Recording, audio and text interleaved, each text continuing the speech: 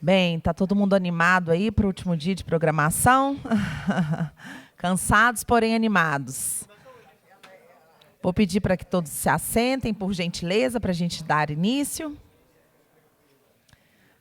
Então, mais uma vez, bom dia a todas e a todos. Sejam mais uma vez bem-vindos.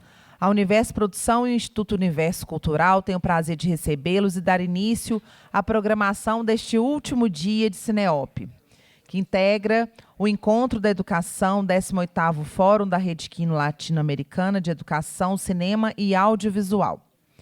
Teremos, neste momento, a exibição de filme com debate sobre o tema Um Plano de Cinema, um Plano de Aula, com a exibição de fragmentos do filme Romance Proibido, de Adhemar Gonzaga, 1944. Esta mesa propõe refletir sobre os encontros entre cinema e escola, a partir de Romance Proibido, de Adhemar Gonzaga, filme que registra de forma pioneira no cinema brasileiro a presença de um cinematógrafo em sala de aula. Tomando essa cena como marco simbólico e pedagógico, a proposta articula um plano de cinema e um plano de aula, interrogando os modos como o audiovisual ingressa ou deixa de ingressar no espaço escolar. O projetor entra em sala de aula, mas nada se projeta. Do mesmo modo, diretrizes para o ensino de arte são formuladas a partir da articulação entre formação docente e educação básica, enquanto o cinema ainda não ocupa de forma efetiva o seu lugar na escola. Então, para esta mesa tão interessante, eu gostaria de convidar, como mediadora, Ludmila Carvalho, coordenadora da Rede Quino, por favor. Isso é o cansaço, hein, gente?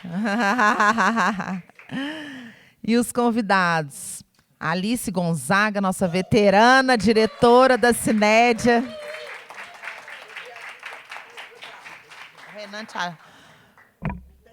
O moço te ajuda. Diretora da Cinédia no Rio de Janeiro. E o Wenceslau de Oliveira Júnior, professor na Faculdade de Educação, Unicamp, São Paulo. A 21ª Cineop, Mostra de Cinema de Ouro Preto, conta com Lei Federal de Incentivo à Cultura, onde tem patrocínio, tem Governo do Brasil. Patrocínio Master, Petrobras, patrocínio Vale, Itaú, Engea, Caixa, parceria cultural da Prefeitura de Ouro Preto, Universidade Federal de Ouro Preto, TCE Cultural, emenda parlamentar concedida pelo deputado federal Miguel Ângelo. Este projeto conta com recursos do Fundo Especial do Ministério Público de Minas Gerais, FUNEMP, através da Prefeitura de Belo Horizonte e Secretaria Municipal de Cultura. Com realização do Instituto Universo Cultural, realização da Universo Produção, Ministério da Cultura, Governo do Brasil, do lado do povo brasileiro. A Universo Produção e o Instituto Universo Cultural reafirmam seu compromisso com respeito às diferenças, à inclusão e à valorização da diversidade. Vamos juntos construir uma sociedade que acolha e respeite todas as diferenças. Vamos juntos construir um mundo mais justo e mais humano. Nossa campanha aí fica o reforço, mais uma vez, da reflexão. Vale reforçar para que todos sigam nossas redes sociais, @Universo Produção, e usem a hashtag Cineop nos seus registros. A cobertura completa está disponível na plataforma cineop.com.br. Então, passo a palavra para a introdução e mediação a Ludmila Carvalho. Muito obrigada e bom dia a todos. Oi, gente. Bom dia a todas as pessoas aqui presentes nesse último dia, né, do Fórum da Rede Quino, da Cineop, do Fórum de Educação. Estou me sentindo assim muito honrada e também com uma responsabilidade enorme, né? Não só pela grandiosidade dessa mesa, a presença da dona Alice Gonzaga aqui, e também pela importância dessa mesa, né, que tem esse título, Um Plano de Cinema, um Plano de Aula, que, de certa forma, consolida todo o trabalho que a gente faz com cinema e educação, né? E hoje vamos ter assim bastante esse diálogo mesmo, né? Um plano de cinema, a gente vai assistir a sequência do filme, que, como foi falado na introdução, né, é um marco por ser acreditamos, né, a primeira imagem de um cinematógrafo, de um projetor de cinema em sala de aula, registrado na história do cinema brasileiro, e que tem tudo a ver, né, com a temática da curadoria desse ano, que são primeiras vezes, né? O motivo da escolha desse trecho para iniciar esse debate é justamente por causa disso. E eu fiquei, né, enquanto pensava no que falar assim, para fazer esse preâmbulo, pensando nos últimos dias que nós vivemos aqui, quem esteve aqui desde o início, né? Vivemos várias e vivenciamos e testemunhando várias primeiras vezes, né? A gente viu a apresentação de projetos de cinema e educação desenvolvidos no Brasil, na América Latina, apresentando também as suas primeiras vezes, né? Levando o cinema para as escolas, para os territórios, algumas primeiras vezes de experiências de realização de cinema por crianças, jovens, adultos, pessoas idosas. Assistimos às 2 mostras, né, de filmes educativos, filmes produzidos em contexto de educação a infantil e a mostra jovem. Testemunhamos grupos de jovens, de crianças que vieram apresentar seus filmes, seus projetos, vivenciando também essa atmosfera, né, de festival de cinema, de seminário, também pela primeira vez. Vivemos várias primeiras vezes ao longo desses últimos dias, momentos muito emocionantes, né?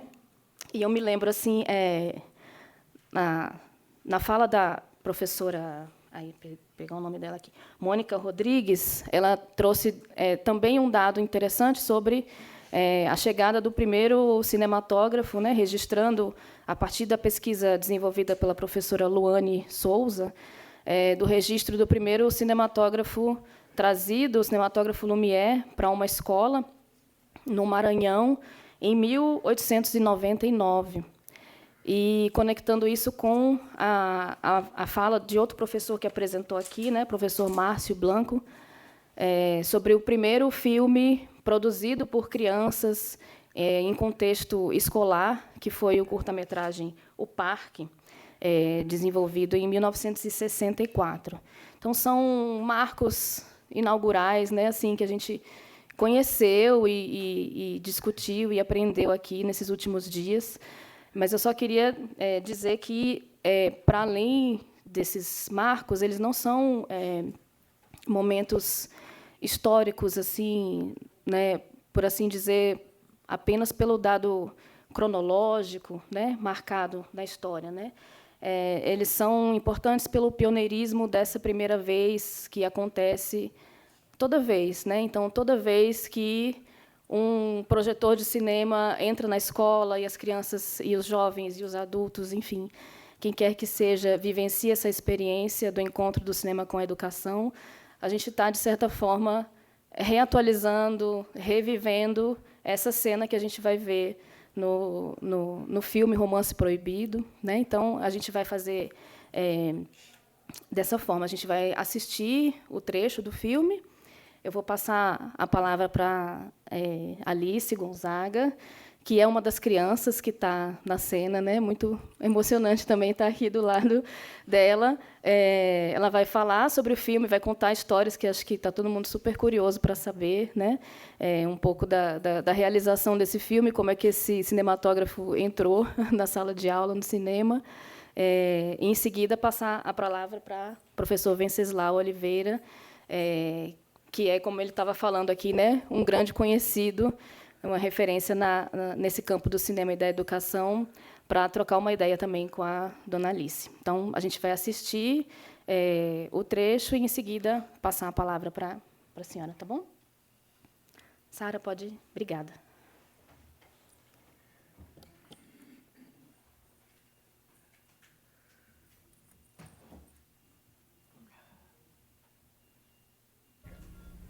Conseguiu fazer virar tudo isso. Então eu virei. E você não aprendeu a ler? Graças ao meu talento, sim, senhor. Tá bem. Agora quer virar o colégio em cinema. Ah, não entendo essa coisa. Eu só entendo de freio de animal. Olha, aqui parece um freio, ó. Olha. É freio mesmo, ó.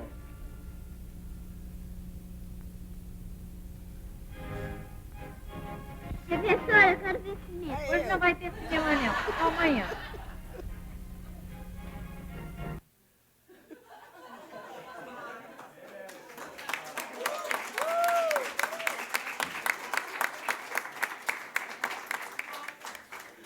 Se considerar, eu sou a atriz mais longeva viva no cinema brasileiro, porque Fernanda Montenegro,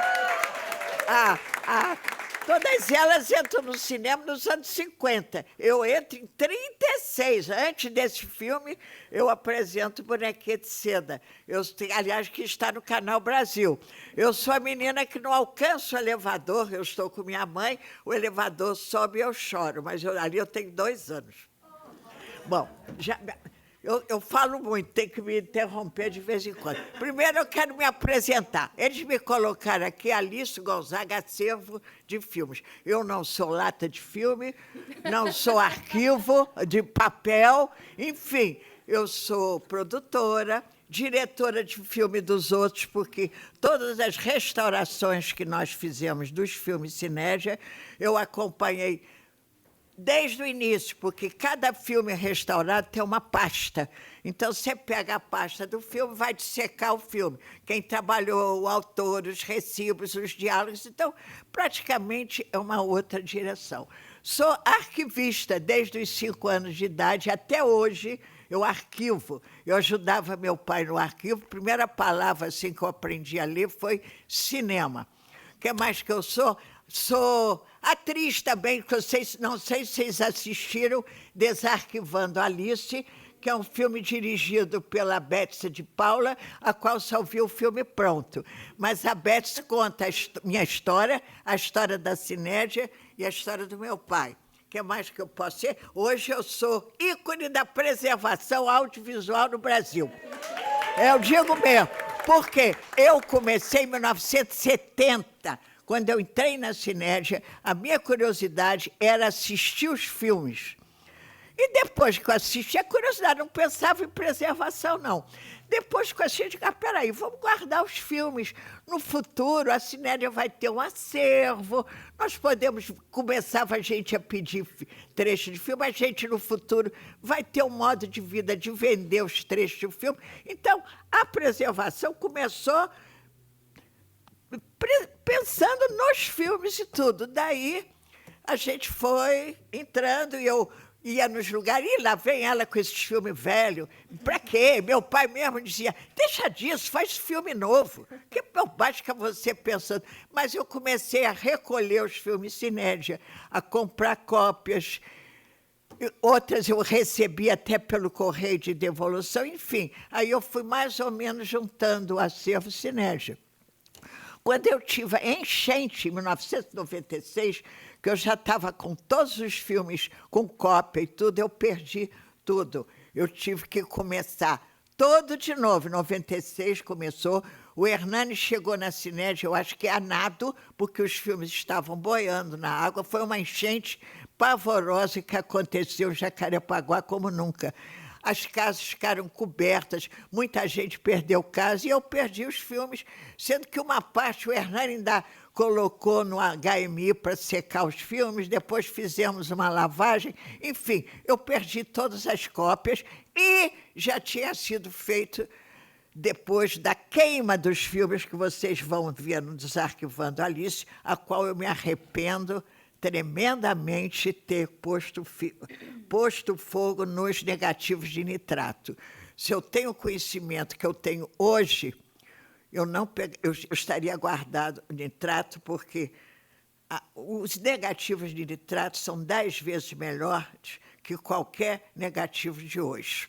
O que mais que eu sou? Dona de casa.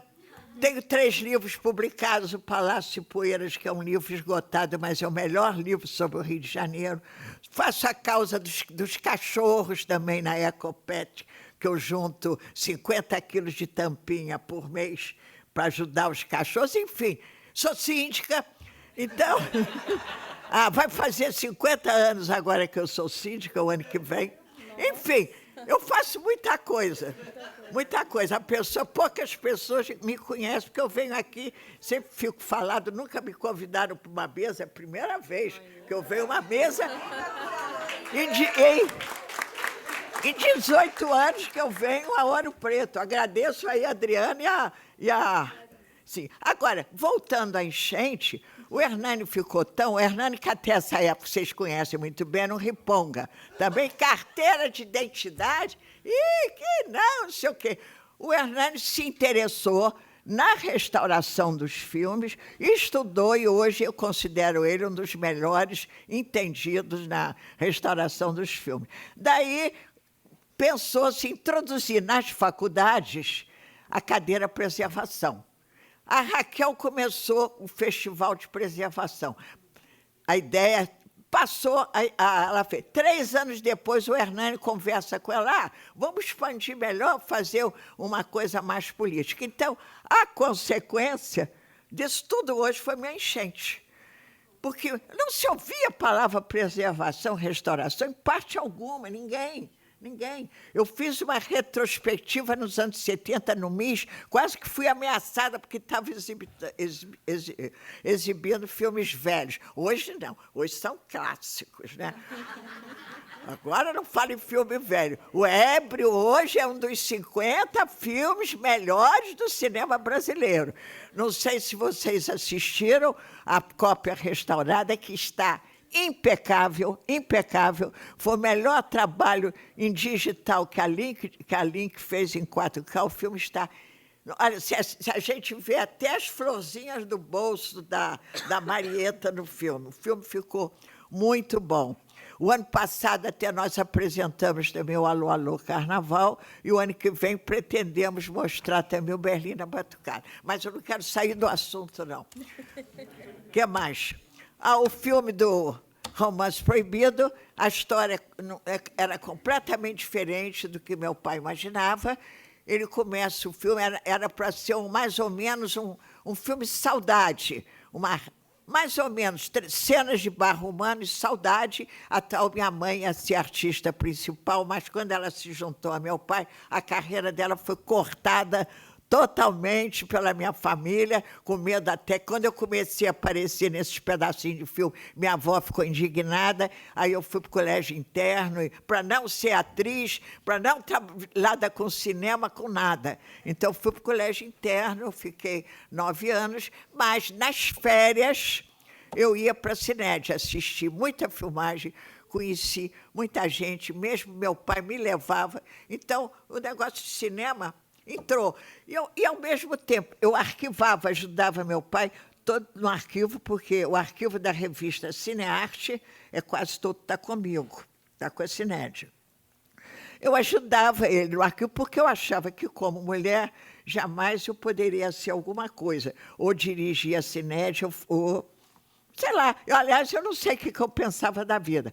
Eu ajudava o meu pai no arquivo, levava as pastas, tudo para botar em ordem em casa, e uma vez por semana a Cined, porque meu marido também pombava de eu ir à Cined. Eu era uma dona de casa, eu tinha 3 empregadas, 3 filhos, tinha uma vidona. Até que meu pai passou mal, eu fui buscar ele na casa dele, da descida da clínica Sorocaba, de um andar, eu mudei minha vida toda. Eu digo, vou trabalhar. Meu marido ficou danado. Eu esperava ele ir para o escritório para ir para a Cined. Vou trabalhar. Se der certo, deu. Se não deu, não deu. Daí eu entrar e ter o interesse todo na preservação dos filmes. Mas vou voltar lá, olha, senão eu vou falar muito. No filme, meu pai vai começar o filme. Veio um pedido da dona Darcy Vargas para filmar Juju e Balangandã. 15 dias, eles ficaram mais de 3 meses.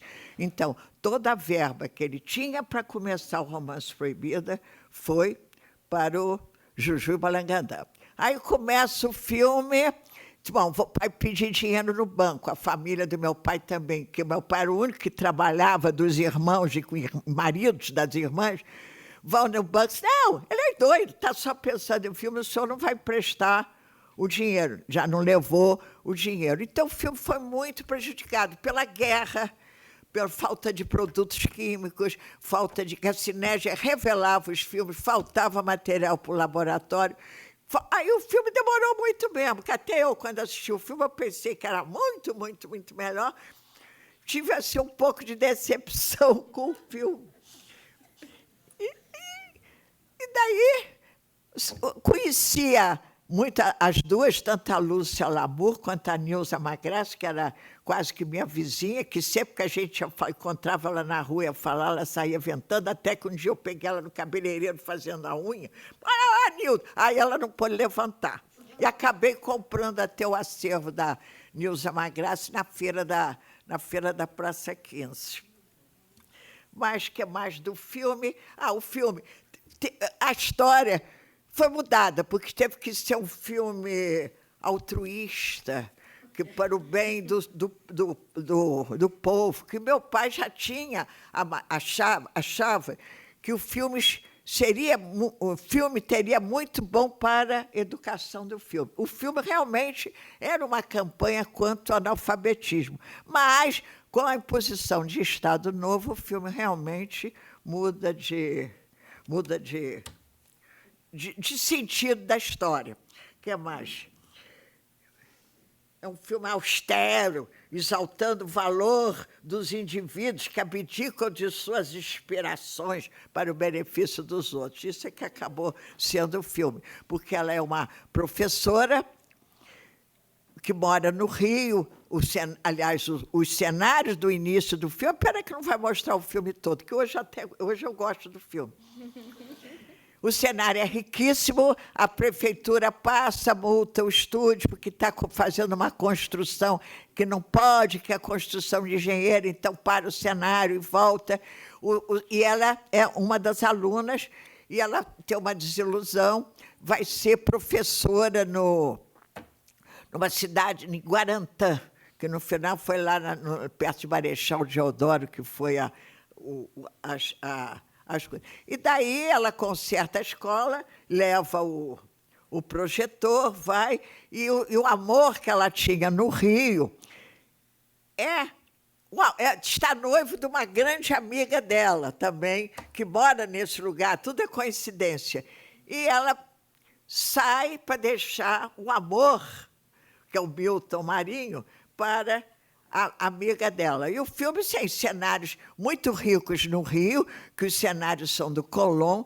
O Colón era o máximo em cenografia nos anos 30 e 40, premiado. Os cenários são grandiosos. E aí já vai para a parte pobre. Então, o filme teria partes ricas e partes pobres. É pena que não vai dar para exibir o filme, que até eu gostaria de ver. E ela chega nessa cidade, a escolinha lá é uma bagunça, o guarda-cavalos, cavalos e cocheira, e esse mesmo que mostra o projetor diz: para quê?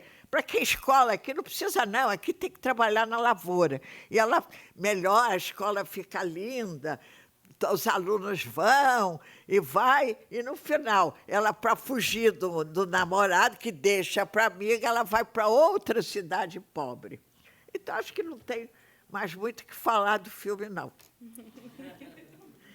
A história foi completamente diferente. Eu gostaria que você desse... As roupas delas era da Iracema Modas. Iracema também era a maior costureira no Rio. A Iracema, eu conheci também, costurava para todas as granfinas do Rio, se vestiu com a Iracema. O início do filme é muito, muito legal. Tem uma cena que imita a Barra Humana com a Lola Mares, que é levando, que eu acho linda, que é a cena que eu gosto. E que mais? Não tem mais muito o que falar, não. Dentro do meu trabalho de restaurar os filmes, que hoje o meu objetivo único é restaurar os filmes. E, olha, se não passar tudo para o 4K, eu vou perder uma média de uns 10, 15 filmes, porque não vai dar tempo. Quando você pensa que chegou num negócio, eu comecei VHS, beta analógica, beta digital, isso, Blu-ray, DVD. Bom, está tudo em HD agora, maravilha, botei todos os filmes HD. O HD não está aguentando, não aguenta. Estou fazendo um levantamento minucioso de tudo que eu tenho, assistindo até parte dos filmes. Eu e o Hernani ficamos noites lá vendo os filmes.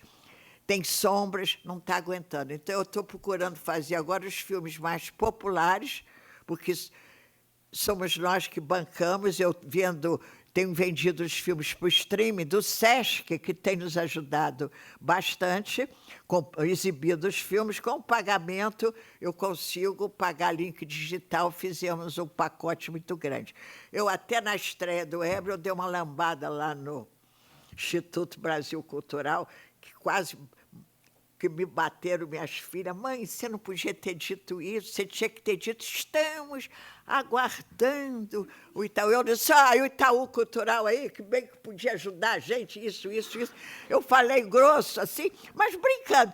Mas na minha família, meu advogado me ligou. Alice, você não podia ter dito isso do Itaú? Cadê vocês aí que não renovaram os filmes que estão aí? Porque o Canal Brasil renovou o Ébrio e Ganga Bruta. Renovou, que ajudou também esse pacote da Link de fazer esses filmes. Olha, eu chegar no Rio, vou ter que ligar lá para o Itaú, pedir desculpas, porque realmente eles estavam exibindo 2 filmes e agora não dão nem resposta se vai renovar, se quer mais 2. É streaming, é um dinheiro que vai para restauração. Porque hoje eu tenho uma casa que mantenho com o nosso dinheiro, minhas filhas trabalham comigo, ninguém recebe nada. Eu não recebo, ninguém tira nada. A verba que entra é para sustentar a casa, que mesmo assim eu pago muita coisa que eu não quero nem que elas fiquem sabendo que eu já paguei, porque senão a minha mãe gasta muito. Não pode. Ficam me segurando dinheiro. Mas eu mantenho uma casa só para guardar o meu acervo, que o meu acervo Cinédia, todo mundo sabe, só filme Cinédia. Não, eu tenho fotos, o acervo básico mesmo é muita foto e muito documento. Principalmente cinema alemão da época da guerra, eu devo ter umas 2.000 fotos. Enfim, meu arquivo mais ou menos é essa sala um pouco menor, porque eu boto o arquivo assim, ele vai e ele volta. Eu tenho 135 arquivos de 4 gavetas, do lado de cá são as prateleiras, com cartaz. Olha, eu tenho muito... chega uma hora que eu você já cansa. E as gavetas hoje são muito pesadas. E quando eu saí de Jacarepaguá, que conseguimos achar essa casa, que foi um milagre, porque eu só vi a casa com garagem, banheiro, não sei o que, essa casa tem um porão muito bom, que era uma família que tinha 10 filhos e os filhos dormiam todos no porão.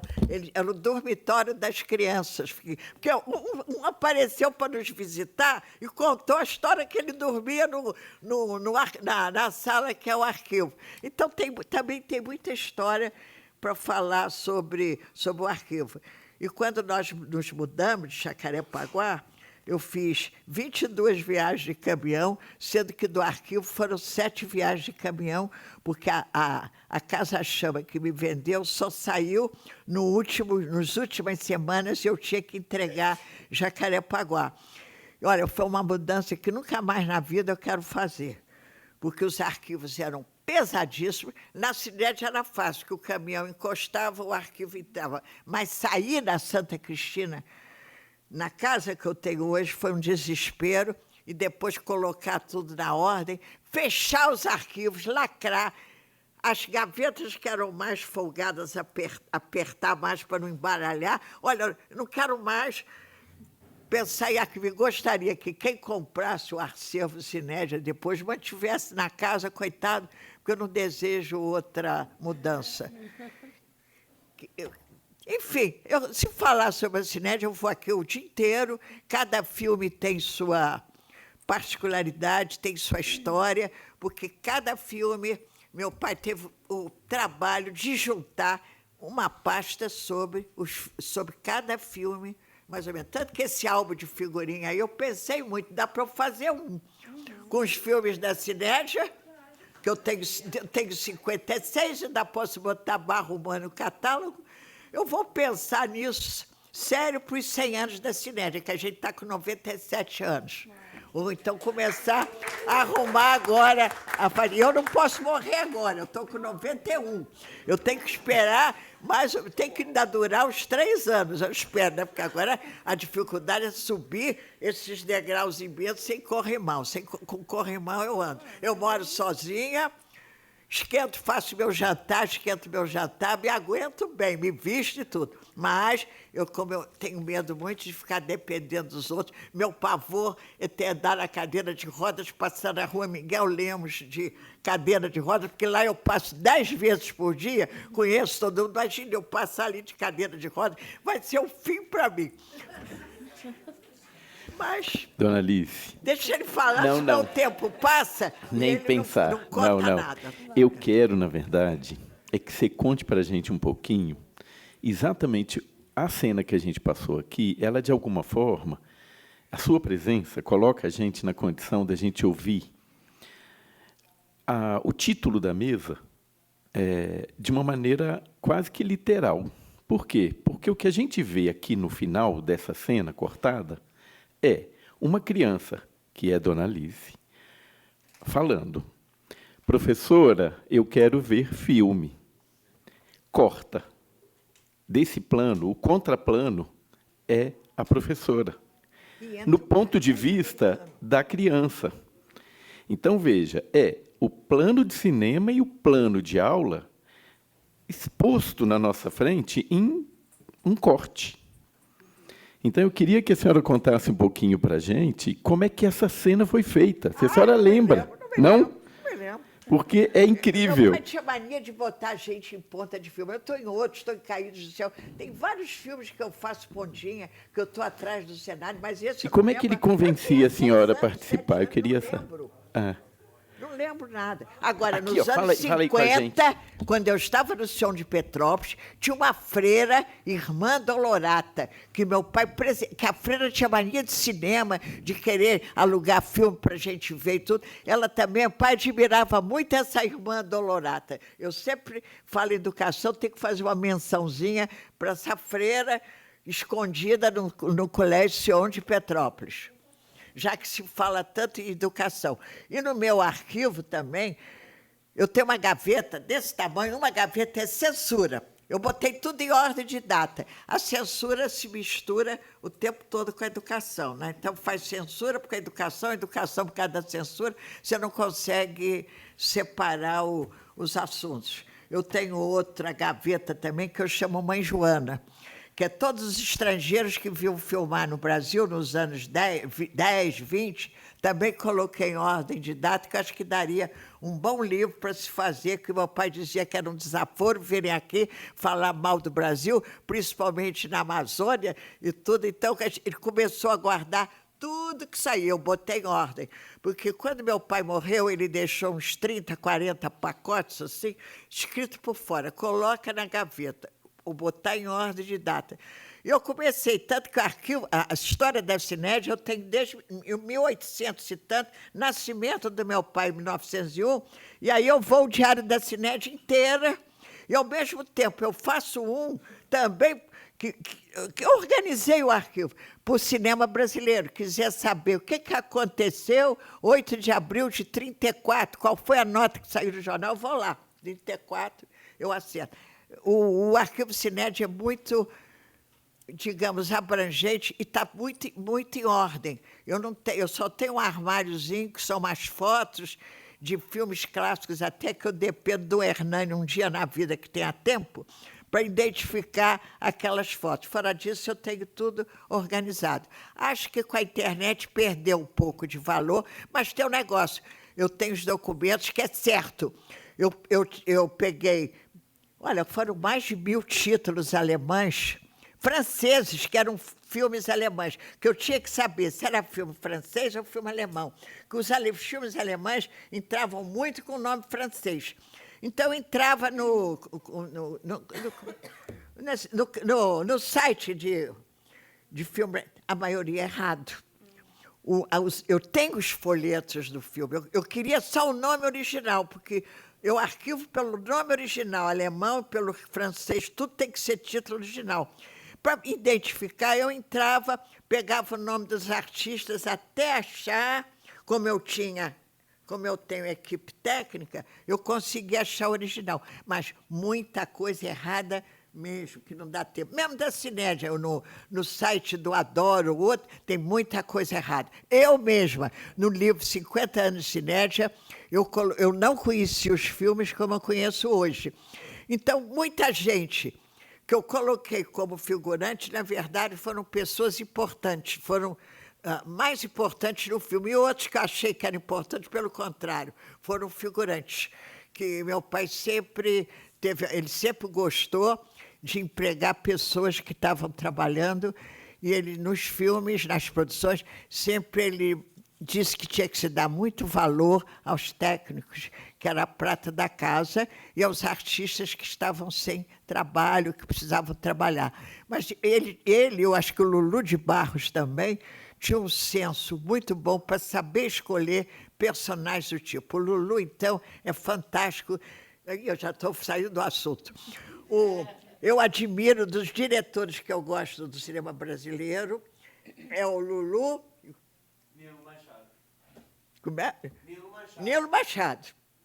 Eu acho que o Nilo Machado ele é um diretor escrachado, as filhas até morrem de vergonha dele ser tido, mas eu considero ele fenomenal, porque ele conseguia pegar trechos de outros filmes, encaixar nos filmes dele, os filmes dele saíam, e olha, ele era considerado bagunceiro mesmo, o pornô, como é o diretor do cinema pornô, mas era uma pessoa super organizada. Eu fiquei com o acervo dele, todos os contratos dele, tudo era certinho. Eu me tornei a maior fã do Nilo Machado. E das mulheres, eu considero a mais importante a Carmen Santos, que, para mim, é a mulher mais importante.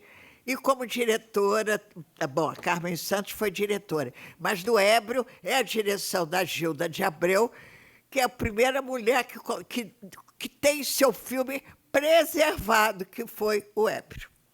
Eu não posso sair do assunto. Eu tenho que fazer uma mesa cinética. Sim. Dona Alice, muito obrigada. Tem muita historinha. Cada filme acontecia uma coisa interessante. No Cortiço tinha uma cena do leitão, todo mundo esperando a filmagem acabar para comer o leitão. No final, o leitão estava estragado. A Virgínia Alane dava um trabalhão. Ela tinha um namorado que escalava o muro para ver ela. Chegava lá, atrapalhava a filmagem. Aí o Lulu de Barros falou, vamos matar ela sai do filme, mata logo a Virgínia Alane para ela saltar do filme para o pessoal não atrapalhar. Então, tem muitas histórias por trás dos bastidores que eu leio as cartas. Meu pai fazia um diário de cada filme, além da pasta do filme, ainda tinha um diário. Hoje se filmou isso, filmou aquilo. Fulano visitou a Cinédia, fulano não foi. O seu Gonzaga teve que descer procurar dinheiro. O diário dele é quase todo... E que dinheiro. Pureza, também outro estado de galã do filme, é o filho do governador de Mato Grosso, de Goiás, hoje, do Caiado. O galã do filme é Mival Caiado. É o filho ou o pai do governador. Eu acho que é o pai do governador. Ele faz um refugiado político que até hoje a gente não sabe como passou no Getúlio. E tem uma cena muito bonita da morte do garoto da cachoeira. Cada filme, 24 horas de sonho, vem o Schenker de Gás. Meu pai é combatido porque só chama artista nacional, diretor nacional, produção para dirigir, para trabalhar na Cinédia. Não pode. Aí meu pai chama o Schenker de Garcia e o Fernando de Barros. Vieram sem dinheiro de nada, disseram que eu trazia sem conto, trouxe nada. O Fernando de Barros, então, depois ele foi granfino em São Paulo, né, grande estilista, mas chegou sem nada nessa filmagem também do 24 horas. O filme custou 400 contos em 38. Enfim, cada filme tem uma história. Chega, não vou falar muito. Deixa ele falar aí do Romance Proibido. Muito obrigada, Dona Alice. Eu estou me sentindo muito honrada assim, de ouvir essas histórias, né, que eu acho que falam tanto da história do nosso cinema, da importância do lugar da preservação, mas do lugar da mulher no cinema, né, na história do cinema brasileiro. Essa cena, para a gente, ela é tão importante porque ela traz a imagem do projetor, né? E como a gente vai ver, essa imagem do projetor de cinema, muito ligada a essa coisa da modernização, da educação, né, do progresso, que é um debate que a gente tem até hoje, de alguma forma se conecta até com a mesa que vai vir aí de tarde sobre inteligência artificial na educação, né?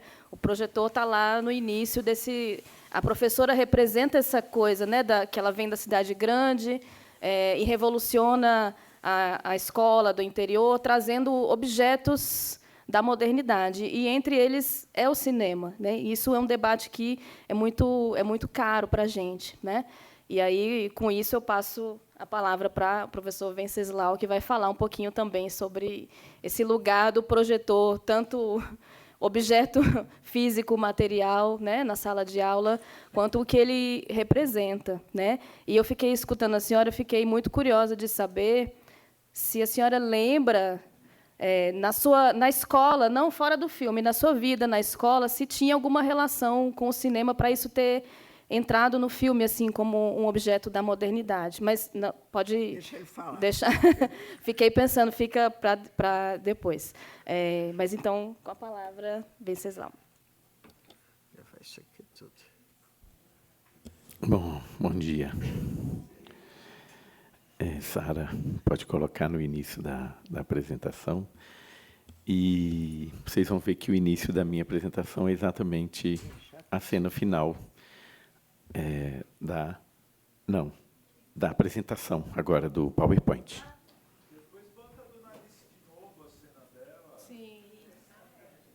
A atriz do filme, ela concorria com fantasias no baile do Municipal. O nome dela mesmo é Josefina Mangabeira. Tem várias fantasias. Ela concorria todo ano no Municipal e vai ser a estrela do filme. Ela. É, a Lúcia Lamour. Então, a minha tarefa é ingrata, porque falar depois de Dona Alice é sempre baixar, porque ela tem essa vibração incrível que eu conheci no aeroporto. Eu não escuto desse ouvido, esse aqui mais ou menos. Então, a senhora vai fazendo essas intervenções aí para me ajudar a fazer esse negócio ficar engraçado, porque foi o que eu prometi para a senhora, mas não sou capaz de cumprir. Porque foi assim, no aeroporto... Bom, antes de contar a história do aeroporto, eu quero agradecer o convite para estar aqui. É absolutamente honroso estar nessa mesa. Tá certo? Então, Clarice e Adriana, especialmente, muito obrigado por me dar essa honra de estar aqui na mesa, que é plano de cinema, plano de aula, e ao lado dessa criatura maravilhosa. Aliás, dessas. Da Ludmilla também. Porque é bom demais estar aqui, ao lado dessas cedo, duas mulheres. rasgar Exatamente. cedo. Vamos rasgar Não cedo. conhecia ele, então vamos rasgar cedo. Então, para rasgar cedo de vez, é assim, cheguei no aeroporto, em Belo Horizonte, aí começaram a separar, primeiro aquela festa, eu estava morrendo de fome, fui comer pão de queijo, claro. Mineiro fora de São Paulo, a primeira coisa que faz é comer pão de queijo, quando chega em Minas. Quando eu voltei, estavam chamando para ir para os ônibus. Eu entrei nesse bloquinho ali de separação, vem ela e me abraça e fala, você que vai falar comigo na mesa? E aí, bom, ali começou essa conversa e eu descobri algumas coisas logo ali. Primeiro, Dona Alice tem a mesma idade da minha mãe. 91 anos. Segundo, Dona Alice é a cara da minha tia Júlia, que é quem mora com a minha mãe. Ela fala igual a minha tia Júlia, e a minha tia Júlia é famosa exatamente por isso que Dona Alice que é uma pessoa de uma espontaneidade que traz graça em tudo.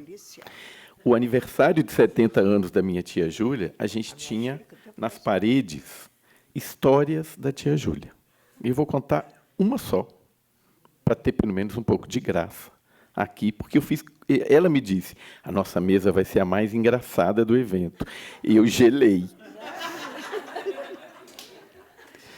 Bom, Enfim, a minha tia Júlia, que é essa pessoa que fala tudo que vem na cabeça e que foi professora a vida toda, ela, uma vez perguntaram para ela,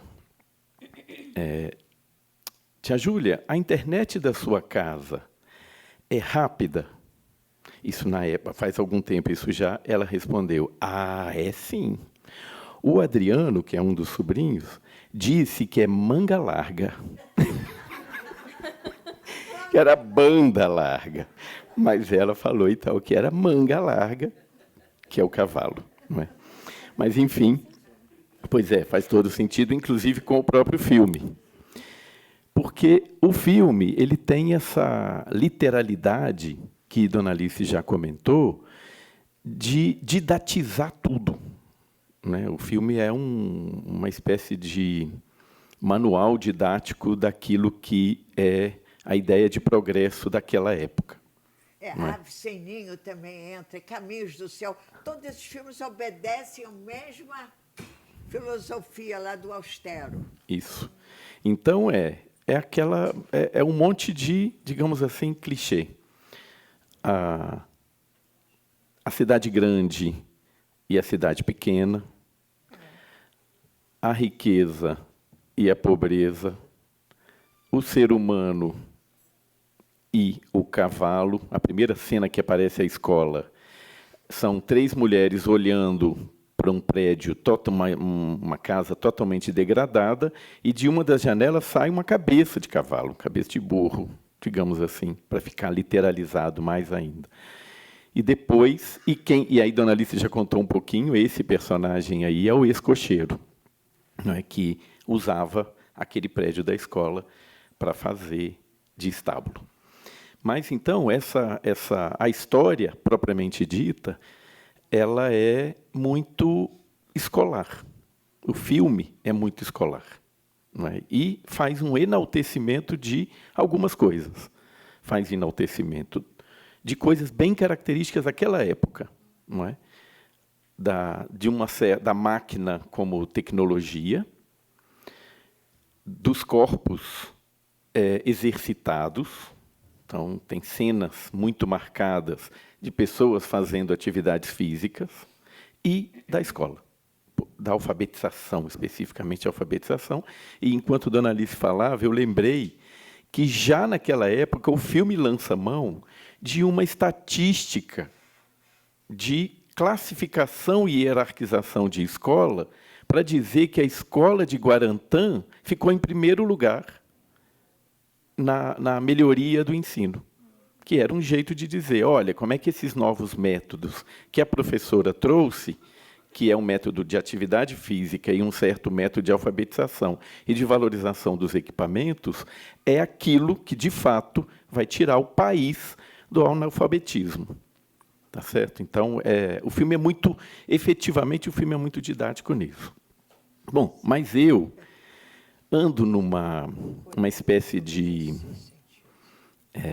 engajamento e abarrotado de perguntas em relação àquilo que nós hoje temos lidado como sendo a grande tecnologia ou a marca, tá certo, da tecnologia contemporânea, que está em grande medida vinculada ao mundo digital, aos celulares e às telas. Então, o que acontece? Se no texto do catálogo eu escrevi isso, fazendo uma brincadeira com o título do filme, dizendo, apontando o romance permitido entre escola e cinema, aqui eu vou acabar fazendo um caminho um pouco conceitual para a gente, pelo menos, pautar, para eu poder pautar para vocês as minhas perguntas, tá certo? E colocar em discussão e colocar por que elas têm uma relação direta com esse seminário e com a Rede Quino, tá bom? Então, eu vou pedir para a Sara seguir e vou tentar ser o mais breve possível aqui. Bom, então, o título que eu dei foi A Máquina Fica. E o subtítulo, mas que máquina é essa? Pode seguir, Sara. E eu vou ler, para ser bem breve. Aí esse trecho já passou. Só volta um pouquinho, porque aí ali eu já começo a nomear algumas máquinas. A máquina cinema e a máquina escola. Vou seguir. O título do meu plano de aula é uma resposta à pergunta do final daquela sequência. Guarda a máquina ou ela vai ficar aqui? Feita pelo ex-cocheiro e agora auxiliar de escola, a professora. Uma pergunta que ele faz à professora, que é a personagem principal da minha fala. A professora. A máquina professora, talvez pudéssemos dizer. E nele, no título, eu respondo, junto com toda essa gente que compõe a Rede Quino, com um grande sim. A máquina fica. É o que a gente tem buscado fazer. O projetor, a máquina projetor, que entra em cena pela primeira vez no cinema, deverá ou deveria permanecer na sala de aula, na escola. Mas isso não vai ocorrer. Desde então, foram muitas primeiras vezes que o cinema adentrou as escolas brasileiras. Aliás, temos vivido em estado de primeira vez nos últimos anos, com a luta, né, pela regulamentação da Lei 13006, seja pela produção da proposta de programa de cinema na escola. Pode seguir, Sara. O subtítulo, mas que máquina é essa? Refaz a pergunta, torna-a mais aberta, ou seja, se a máquina fica ou não, de modo a abarcar na imaginação de vocês qualquer outro tipo de máquina, inclusive conceitual, se lembrarmos de Félix Guattari, para quem a máquina é sinônimo de produção. Toda máquina é um mecanismo que produz. Segue. O conceito de máquina de Guattari, desenvolvido em coautoria com Deleuze, vai muito além de objetos técnicos ou mecânicos. As máquinas são definidas como sistemas de produção e conexões que agenciam elementos heterogêneos, humanos, sociais, semióticos e materiais, para transformar fluxos e gerar realidade. Pode seguir. Bom, aí eu fiz uma seleção de, na verdade, 2 fotos em que as máquinas se compõem, 2 tipos de máquinas que estão propostos pelo filme para gerar realidade, se misturam cenograficamente, como planos de cinema. Essa, que é, ambas as cenas são nessa sequência, que é uma sequência muito bonita de corpos em atividades físicas na praia. Tá? E aí tem uma composição entre essas atividades físicas e esses corpos e máquinas tecnológicas. O rádio, aí, que é linda essa cena, né? Brevíssima, mas muito bonita. Segue a próxima, que é essa daí, que eu não sei se também, talvez Dona Alice lembre, não lembro, porque ela tem uma memória fabulosa, se isso aí era uma câmera fotográfica ou se era uma filmadora. Tá certo? Tá vendo? Do lado de cá tem um homem filmando uma mulher. Realmente, não tinha reparado que lá você vê 1930 também tem filmadora aberta. Você está me Pensa aí, guarda aí, olhando anota de aí. outra maneira. Tá. No Lado Sem Beijo, ele filma o tempo todo também. Mania de botar máquina de filme nos filmes. Eu não tinha reparado essa. Sim. Então, são essa composição é que eu quero chamar a atenção.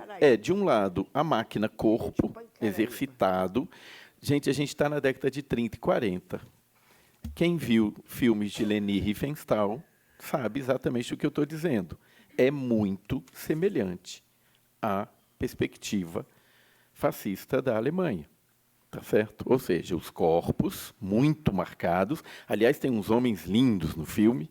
Eu queria até separar para mostrar para vocês, mas eu achei que, porque, afinal de contas, eu teria que inverter um pouco o que o filme faz, que é filmar mulheres.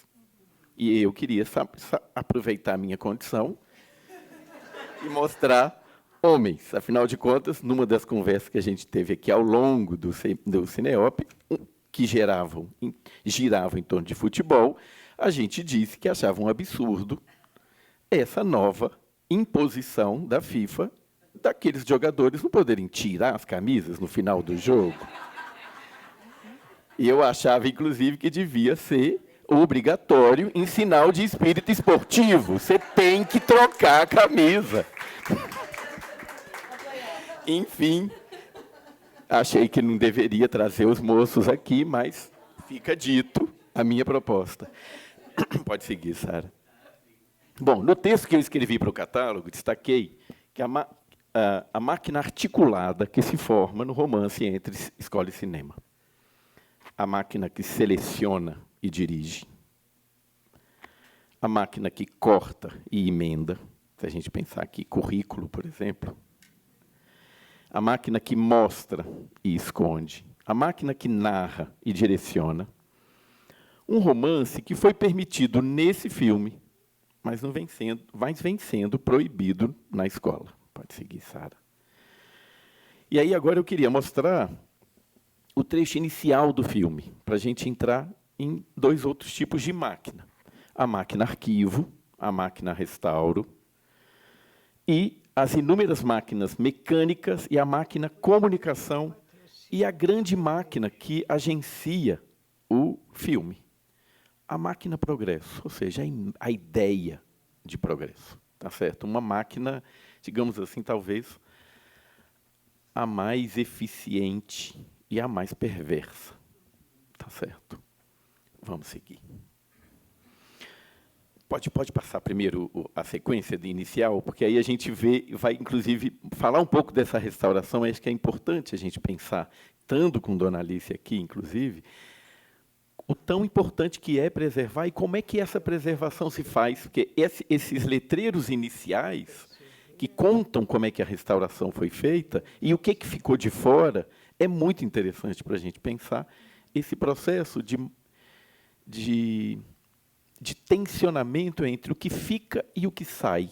No meu caso aqui, claro, eu estou usando a imagem do filme, o plano de cinema, mas, em grande medida, o que está em jogo é o que fica e o que sai da escola. Tá certo? Nesse momento, ou dos percursos educativos.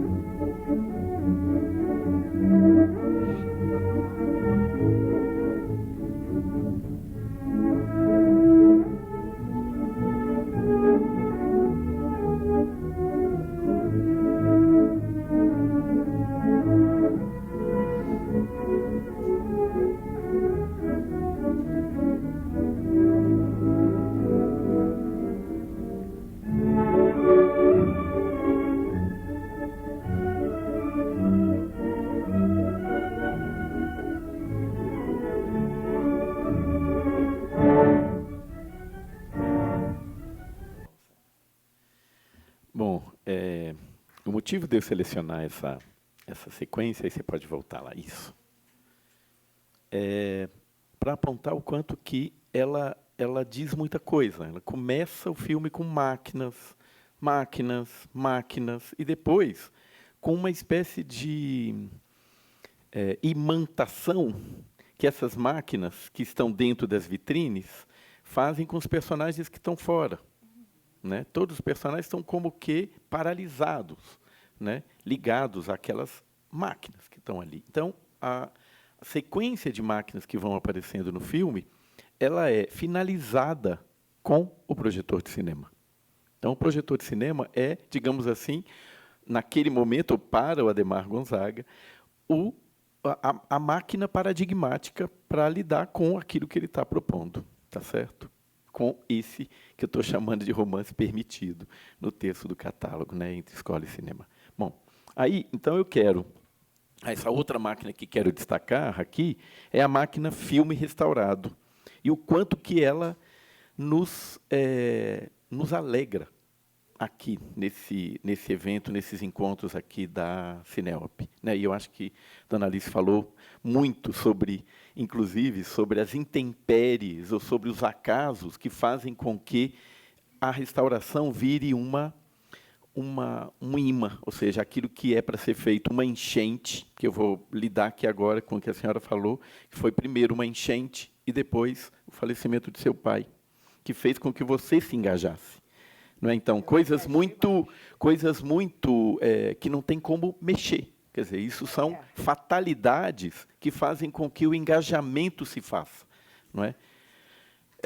No dia que eu meti o pau nos filmes, que eu disse, meu pai também gostou com esses filmes aí, ele sempre dizendo que eu tenho que fazer filme novo. Mas no dia que eu meti o pau nos filmes, também de filme velho aí, também que eu estou restaurando, ele virou bicho comigo. Tem que respeitar meus filmes, você não sabe o sacrifício que foi para fazer. Aí ele ficou muito chateado comigo esse dia. Talvez isso ainda me deu mais vontade de eu restaurar os filmes.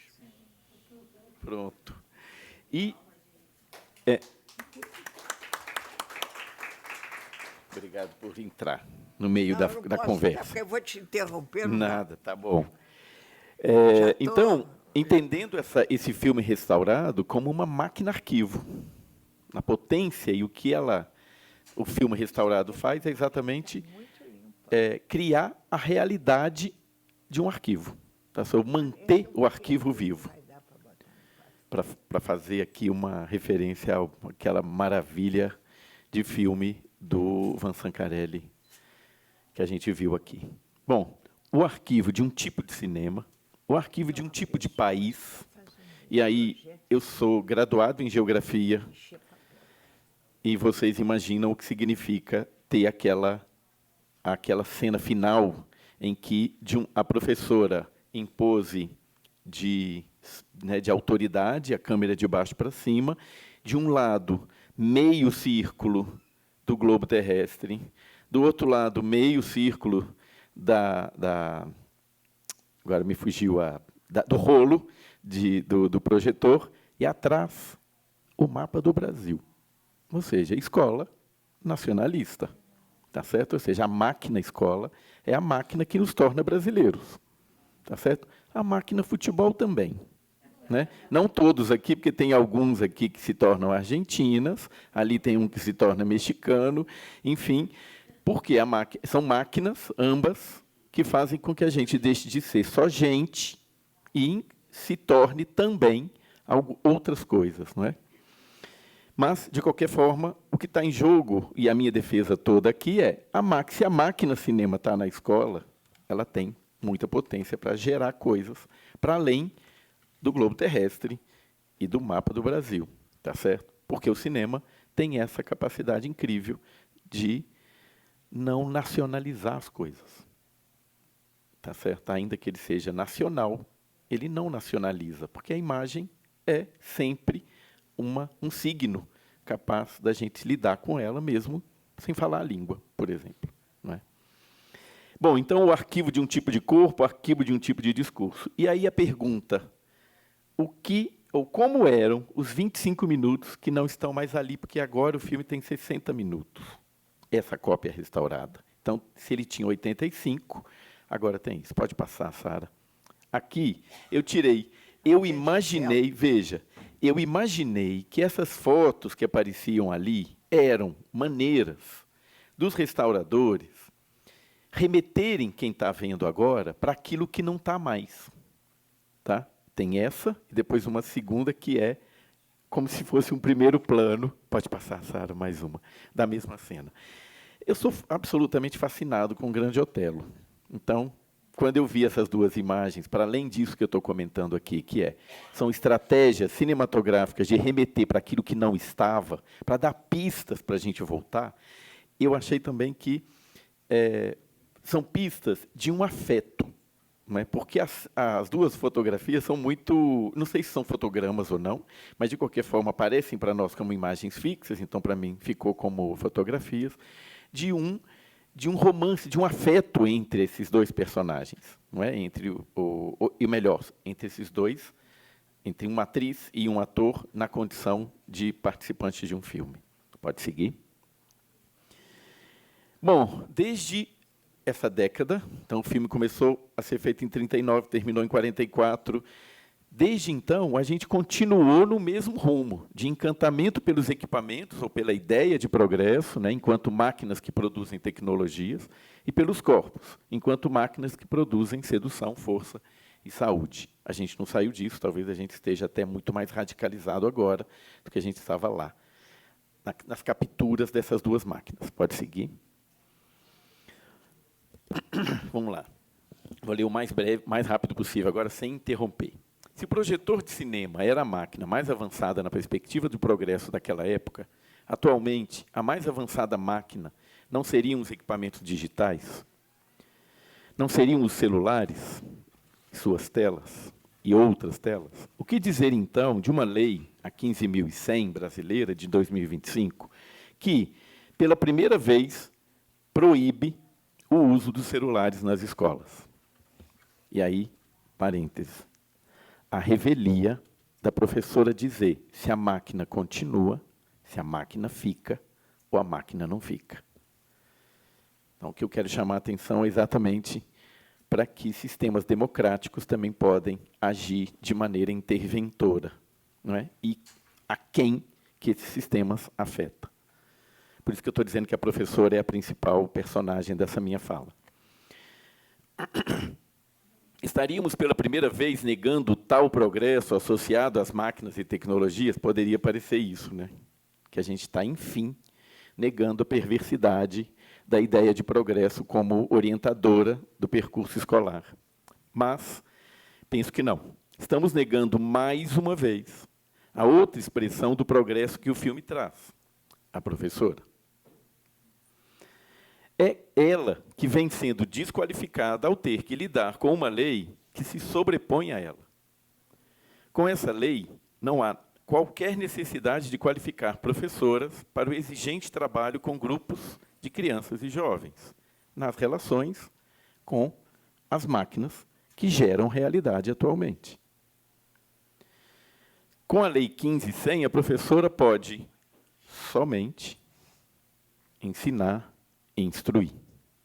Pode seguir. Ao apenas regulamentar o uso de telas e celulares, a Lei 15.100 não se compromete justamente com aquilo que o próprio guia, que é lançado mais ou menos junto da lei, esse guia que está ali, que é um excelente guia, diga-se de passagem, propõe que a melhor maneira de lidar com o uso está na mediação por pessoas adultas. Isso atravessa o guia, atravessa as nossas concepções também. Mas, se essa mediação não pode mais ocorrer na escola, estará restrita à família, onde, me parece, as relações íntimas e afetivas tornam mais difíceis essas mediações. Pode seguir. Não faltaria, então, uma segunda linha nos termos da lei? Uma linha em que se propõe uma política de formação docente para qualificar aquela professora para lidar com as telas e os dispositivos digitais junto a crianças e jovens? Afinal, sem isso, mais uma vez, o que temos visto nas escolas é a alteração do verbo da lei, que, ao invés de regulamentar o uso de telas e celulares, proíbe isso, a presença deles. E aqui eu quero contar um parêntese. Eu trabalho com pesquisa na educação infantil e as escolas de Campinas têm me convidado para ir falar na escola, por desespero das professoras, porque o entendimento de muitas famílias é de que não podem ver nem telas grandes. Não se pode, estão proibindo as professoras de projetar telas grandes e as experiências de cinema que a gente vem desenvolvendo, que é uma experiência com telas completamente diferente da experiência das telas dos celulares e das redes digitais, para citar a magnífica fala do Frei Beto, que inaugurou esse evento. Se a perspectiva é assistir, claro. É bom. Sim. E todos nós sabemos de onde emergem as leis que proíbem ao invés de regulamentar. Pode seguir. A lei também desqualificaria o que temos feito ao longo de tantos anos nesse seminário e na Rede Quino. Ao vermos-nos metidos na confusão entre telas individuais, de redes digitais e jogos eletrônicos, e telas que promovem situações coletivas, entre curadorias educativas e a sedução repetitiva das redes digitais associadas a interesses comerciais, entre o gesto de cuidado com crianças e jovens e um gesto de abandono de professoras e professores, o qual se torna, na prática, para usar uma expressão muito comum nas escolas, um gesto de controle. Pode seguir? Parafraseando Drummond, termino com duas perguntas. E agora, Grácia, que é o nome da professora? Mais de 80 anos depois, Dona Alice vai poder assistir cinema na escola? É isso.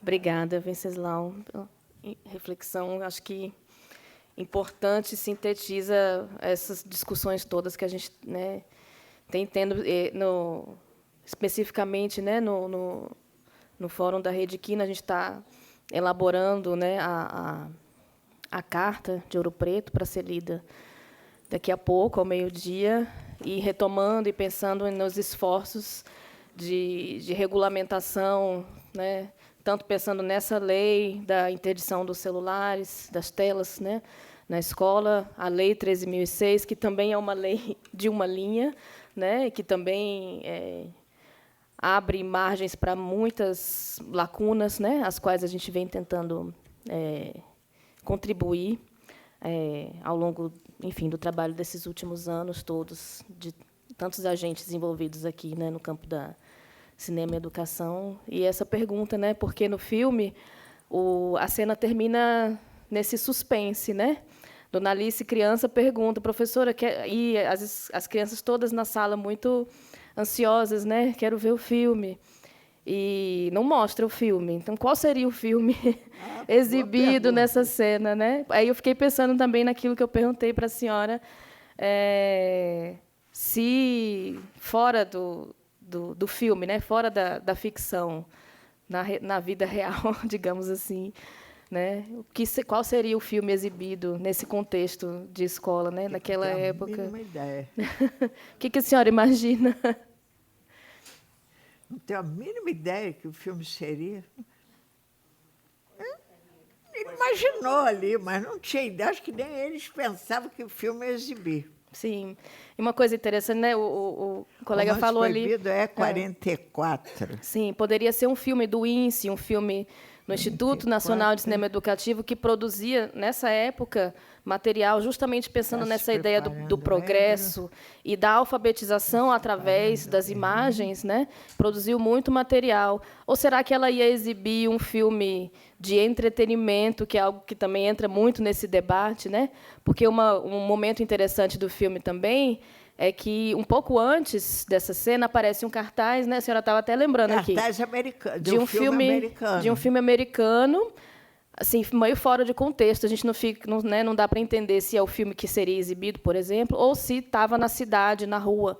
Porque logo depois aparecem duas senhorinhas que tem também um diálogo muito interessante, né, que representam a visão conservadora, né, falando dessa professora, essa professora, o rapaz, né, chama a senhora, a professora é levada da breca, mas as senhoras conservadoras falam, essa professora é um perigo, ela está desvirtuando as crianças, colocando as crianças seminuas, porque elas estavam usando a roupinha de educação física e fazendo exercícios físicos ao ar livre, o que também eu acho que ecoa tanto dos debates que a gente tem aqui, né, no campo do cinema e educação, de para que servem os filmes exibidos na escola, né? Essa cena representa muito essa visão conservadora, primeiro, de que os filmes são mero entretenimento ou que desvirtuariam, né, as crianças na escola, o que elas estariam assistindo, né? Então, é uma cena tão curta e que parece assim tão só para ilustrar alguma coisa do filme, mas que diz tanto, né? E continua dizendo isso que Venceslau falou, assim, de vivemos num eterno estado de primeira vez. Para mim me tocou muito, assim, porque quando eu soube que eu ia mediar essa mesa, eu já tinha assistido essa cena, inclusive por uma primeira vez, que eu tenho, né, sempre que agradecer à professora Adriana Fresquet, que me proporcionou tantas primeiras vezes também de encontro com o cinema na educação, que me mostrou essa cena pela primeira vez, e eu imediatamente me lembrei de uma primeira vez comigo na escola. Eu sou professora da Universidade Federal no Recôncavo da Bahia, em Santo Amaro da Purificação, uma cidade que, na época de Caetano, né, da sua juventude, chegou a ter 3 salas de cinema. Hoje em dia não tem nenhuma, né? E, em 2018, eu comecei um projeto de extensão de exibir cinemas na universidade para os nossos alunos da graduação, mas abrindo também para escolas. E aí, na época, a gente não tinha, quer dizer, a gente ainda não tem, né, um auditório, uma sala de cinema. Estava até falando para a Damares, né, a professora de Campinas, que mostrou a sala de cinema na escola. Eu falei, gente, caiu uma lágrima aqui, né? Porque a gente não tem nenhum auditório ainda na universidade. E eu comecei e na época não tinha mesmo nenhum lugar para exibição. E a gente recebeu doação da prefeitura de Santo Amaro uns projetores amarelinhos. A professora Laura, que é minha colega lá, lembra muito bem desses projetores, que eles eram como se fosse o computador e o projetor na mesma máquina. E eu pegava esse projetor, botava embaixo do braço e levava para um convento que tem ali perto, que tem um museu, e as freiras fazem um trabalho, faziam, né, de acolher crianças, né, meninas, no contraturno da escola. Comecei a levar esse projetor embaixo do braço para exibir cinema para as meninas. Um parênteses é que a primeira vez que eu fui fazer isso, a coordenadora falou assim, poxa, mas elas já assistem tanta televisão, aí vem você querer exibir mais coisa, faz um negócio de contação de história. Assim, né, ainda hoje existe tanta essa confusão entre as telas, os seus propósitos, os seus usos, as suas possibilidades, as suas potencialidades, né? Aí eu falei, não, vou exibir, e botava o projetor ali no chão mesmo, porque é a única parede que tinha assim que dava para exibir. Aí eu fiquei pensando, poxa, quanto tempo se passou, né, entre essa cena do Romance Proibido, essa experiência que acho que muitos de nós compartilham aqui, né, dessa primeira vez com a exibição de cinema na escola, e continua em estado de primeira vez também, né? Tanto pela sua potencialidade desse espanto do encontro com a imagem, né? A beleza da primeira vez, mas também esse eterno debate sobre, né, a precariedade, a falta de regulamentação, né? A falta do cinema ocupar esse lugar, de fato, na escola, né? E por isso eu acho tão simbólico que a cena termina em aberto. Não se sabe o que foi exibido, nem como as crianças, o que as crianças fizeram com esse filme na escola, né? Fica para a gente imaginar. É o caso. Tem ideia. Temos tempo para abrir? Acho que sim, né? Temos tempo, gente. Alguém quer fazer perguntas, comentários? Aproveitem. Espera aí. Aí eu não escuto. Tá. Então, Liana. Clarice primeiro? Ai, obrigada. Não estava olhando. Clarice, Liana e Isaac.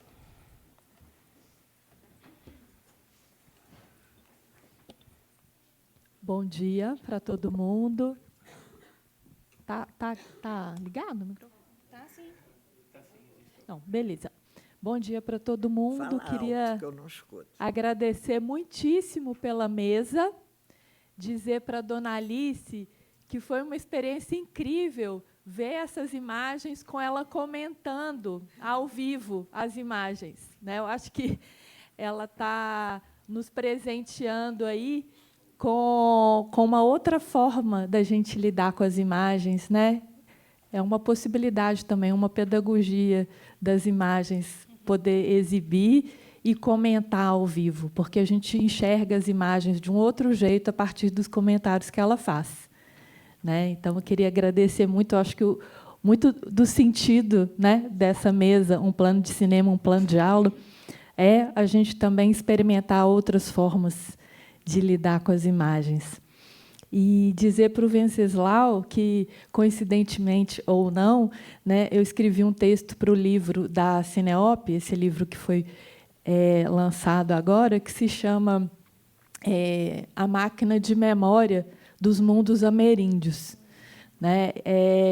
E aí, nesse texto, eu estava tentando mostrar como que o cinema, né, ele pode ser uma máquina dos povos ameríndios, invertendo um pouco essa lógica, né, de sempre pensar a técnica e a máquina como algo que vai no sentido do progresso e do desenvolvimento, mas como algo que pode fazer com que a gente consiga, inclusive, trazer para dentro do espaço da escola mundos muito mais antigos, espaços e tempos distantes, né, para a gente poder também ter isso como referências importantes para os estudantes. Enfim, acho que tem muito assunto, né, para a gente pensar, porque eu acho que a imagem ela é uma tecnologia ancestral também, né? Ela não é só uma tecnologia do progresso, enfim, do desenvolvimento, do capitalismo, né? Então, enfim, fica esse comentário aí para a gente conversar mais. Obrigada.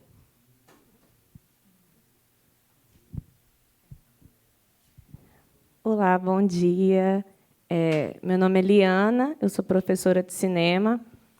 E o que foi para mim ecoando foi que a Alice comentou logo quando você chegou. Você estava comentando do seu arquivo em que está misturado documentos de educação e de censura, né?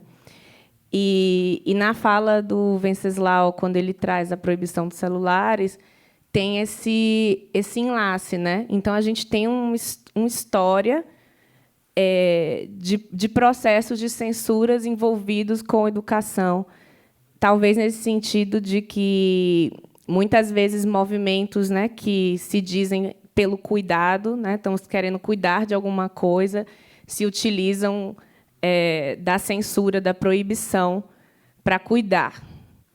E aí, o que eu gostei muito, para mim, assim, central na fala do Venceslau, é colocar a professora como protagonista, porque eu, como professora, os movimentos de censura que eu vejo acontecendo na escola atualmente são censuras que vêm de fora, né? Então, assim como essa lei é uma lei que não teve professores sendo consultados, não é um movimento de professores, ou esses casos, como o Venceslau citou, de mobilizações de famílias que chegam na escola e questionam alguma ação escolar, né? Então, uma censura para cuidar das crianças, mas que não envolve os docentes. E aí me parece que a gente está, que nem no arquivo que está a educação misturada com a censura, como que a gente conseguiria, conseguir tirar algumas coisas do cinema dessa pasta, desse arquivo que está misturando censura com educação, se a gente conseguisse catar o cinema para fora desse arquivo, né? Porque eu acho que a gente acabou se misturando com a coisa do celular, que é uma máquina que tem múltiplas funções, Dentre elas, a gente consegue assistir vídeos e produzir, filmar coisas com a câmera, mas é uma máquina que funciona para um tanto de coisas. E parte das coisas que a gente tem... O que aconteceu com o microfone? Ah, pronto. Ah, tá. E parte das coisas que a gente tenta cuidar, né, ou que os movimentos tentam cuidar para que as crianças usem menos os celulares, não são coisas relacionadas com o cinema. E a gente acabou caindo nesse arquivo, nessa pasta. Então, eu vou querer saber disso da mesa, né, do Vences e também da Alice, para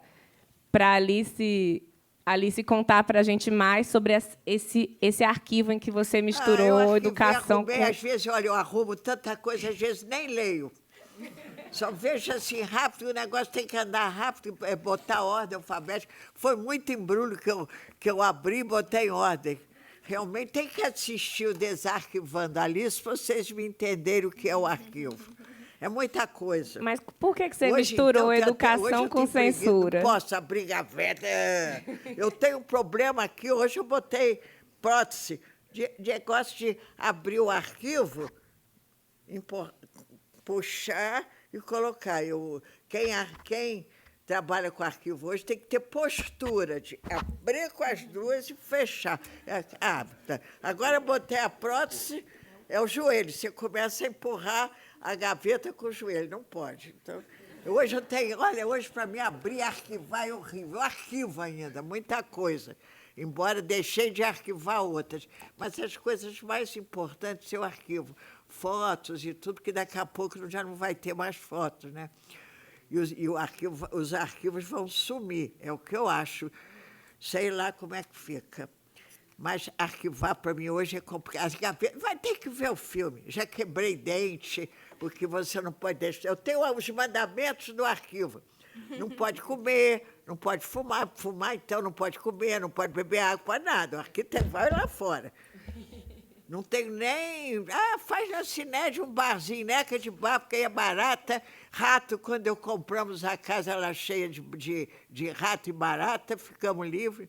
Não, mas abrir as gavetas hoje é complicado. Depois é tudo apertado, puxa e volta. Não quero nem pensar. Mas é difícil separar o cinema, porque eu arquivei como censura e reparei em educação. Não tem esse conhecimento que vocês têm hoje, faculdade, interpreta. Eu não sei fazer nada disso, eu sou simplória. Não sei, imagina, as máquinas. Pelo que eu vejo, meu pai então tinha mania de máquinas, porque Lápis Sem Beijo, ele passa o tempo todo filmando, tem no Ganga Bruta também filma. Meu pai compra uma máquina de revelar automática quando o bonequinho de seda não vai para os Estados Unidos, meu pai fica danado. Não, porque os filmes eram revelados no tiar. E marcava, na revelação, os filmes ficavam meio marcados por causa do tiar. Aí o bonequinho de seda não é aceito nos Estados Unidos, meu pai compra uma máquina de revelação automática na França. Não foi nos Estados Unidos, não. Porque meu pai era muito acusado de querer tudo americano. Não, ele queria comprar sempre porque era melhor. Mas eu fico mudando o assunto. Não, é muita coisa. Máquina de revelar, máquina de não sei o quê, fotômetro. Era muita máquina mesmo. Realmente, todos os filmes dele têm uma maquinazinha de filmar. Realmente. E ele tinha umas coleçãozinhas também de máquina. Mas, enfim, meu pai, criança, ele fazia cinema, a máquina era numa caixa de sapato, né? Que ele passava o cinema com 12 anos, 14, na caixa de sapato, as fofocas da rua toda. Olha, conta mais. Como era isso? Hein? Como era isso da máquina de sapato? Eu não sei. Tem gente que faz cinema. A câmera era a caixa de sapato. E projetava a rua em toda e assistir. Era divertido. Fazia o jornalzinho também, o Colombo. Engraçado, desde garoto, ele é apaixonado por cinema, né? Com 8 anos, ele já vai assistir filmagem. Sempre o cinema presente. E o primeiro arquivo dele, que ele juntou com 10 anos, minha avó jogou tudo fora. Ele não, e com 10, 12 anos, ele já tinha um bom arquivo. E minha avó jogou tudo fora, botou ele no colégio interno. A minha avó era mestre em querer botar a gente no colégio interno. E aí ele perde tudo. Mas no colégio encontra Paulo Vanderlei, Pedro Lima, daí o negócio de cinema aumenta mais. Foi bom. Tem muitas histórias por trás, as fofocas, porque no diário você tem as cartas das pessoas contando o que aconteceu. Ganga Bruta, então, que meu pai, o galã vai para os Estados Unidos. Tem uma que meu pai viaja 3 vezes aos Estados Unidos, aí minha mãe escreve as cartas. Aconteceu isso, fulano disse isso, é só carta de fofoca. Então você fica sabendo das coisas, como foi e tudo. A parte de bastidor é muito interessante nos filmes. É mesmo. Bom, a gente tinha... Isaac estava inscrito, não, então pode falar. Eu mudo o assunto. Não, eu queria... Meu nome é Solange Stex, eu sou da Universidade Estadual do Paraná. Bom, primeiro eu queria falar da minha emoção, assim, é incrível de estar aqui com Dona Alice, que eu conheço há muitos anos e que é assim a nossa musa maior da preservação do cinema brasileiro. Eu estou... Mais alto um pouquinho. Mais alto? Pra tá. Mas é o microfone. Oi. Tá para ouvir? Mais ou menos. Bom, então deixa eu só repetir. Esse ouvido não escuto quase nada. O aparelho de ouvido também não resolve. A gente escuta só barulho mais alto, mas os sons não... Bom, o que eu queria era destacar essa importância da gente estar aqui e dessa conexão que está sendo feita nessa mesa da preservação com uma prática na escola. Eu acho que isso é uma questão fundamental e que aproxima. O Cineop sempre começou, desde o seu começo, ele faz essas conexões, ele faz essas aproximações. Mas hoje a gente está vendo isso de uma forma muito concreta, de trazer um plano de cinema, um plano de aula com a preservação. Eu acho que isso é um espaço assim, muito importante, uma mesa fundamental, e mostra para a gente que, além de todas as discussões que a gente tem de preservação, da necessidade da preservação, a gente... agora melhorou. A gente precisa discutir a preservação a partir do que a gente faz na escola, a partir do que a gente tem dentro da escola, e como que essas duas coisas se conectam, a preservação do filme, do cinema, no geral, da produção digital, e a preservação das produções e das discussões que estão dentro da escola. E eu tenho como professora de preservação, eu tenho uma teoria que a Marília Franco, no final dos anos 2000, ela dizia: a preservação começa na produção cinematográfica. Eu já acho que a preservação deve começar na escola. Ela deve começar mostrando para os alunos e para os professores como preservar seu próprio material, porque eles são elementos de reflexão da sociedade em algum momento e de necessidade de preservação para o futuro. Só isso, porque eu estou emocionada demais aqui de ver vocês aí. 2 coisas.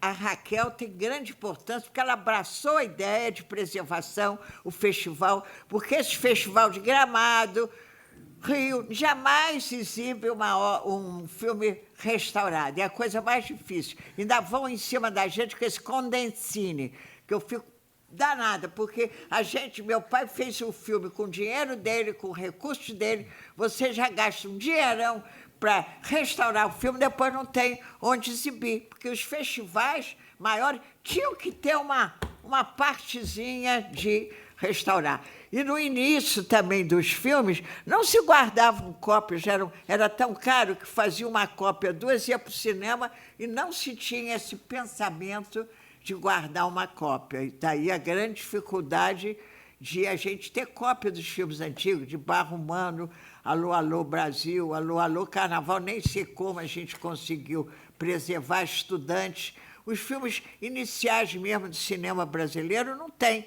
O Rio de Janeiro, nós temos Lábio Sem Beijo, que é um filme de 1930. É o único filme completo sobre o Rio de Janeiro em cinema, que é Lábio Sem Beijo. Então, Cada filme tem sua historinha, sua prioridade.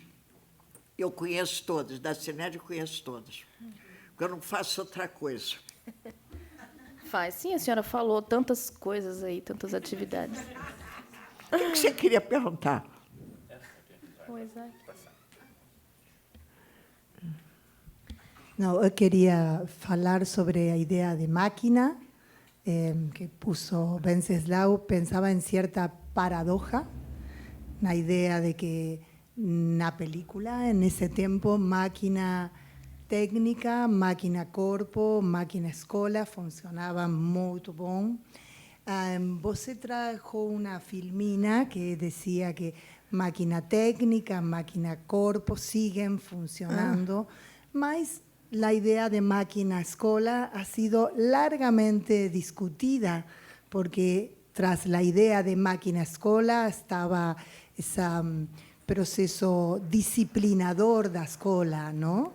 Entonces pensaba como esa escena da maestra, da proyector, la pregunta a los meninos si quieren seguir, ver film o no, muestra otro tipo de engajamiento entre máquina técnica y máquina escola. Muestra que la idea de máquina puede ser tomada desde otro lugar también, no solo como producción en serie, sino también con la idea de que producción no siempre es reproducción, ¿no? Y como en este presente, en este evento, en este Cineopi, hemos visto cómo la máquina celular o la máquina cámara permite que la escuela deje de ser máquina, ¿no? Que la escuela produzca otra cosa de la que se espera como escuela. Entonces pensaba ahí como una cierta paradoja sobre la idea de máquina en el presente, que quizá vale la pena seguir pensando, ¿no? No sé. Pode Vamos fazer responder os que... primeiro Vences ou podemos? Pode falar. Bom, em primeiro lugar, faço minhas palavras da Clarice para agradecer muito ter aceitado para compor essa mesa a Dona Alice, ao Vences, a Ludi, porque foi, acho que ponto alto dessa Cineopi, assim, de muita vida, de muita vida. Muito obrigada. Eu que agradeço a vocês. Mas também eu queria dizer, fiquei com vontade de passar de novo um trecho, o primeiro trecho, um pouquinho antes e terminar um pouquinho depois. E aí me ocorreu uma ideia de fazer uma pergunta que tem a ver com essa dupla cara do que significa preservar, para mim. Que é esse guardar, mas também guardar para dar acesso às gerações futuras e presentes a esse tesouro.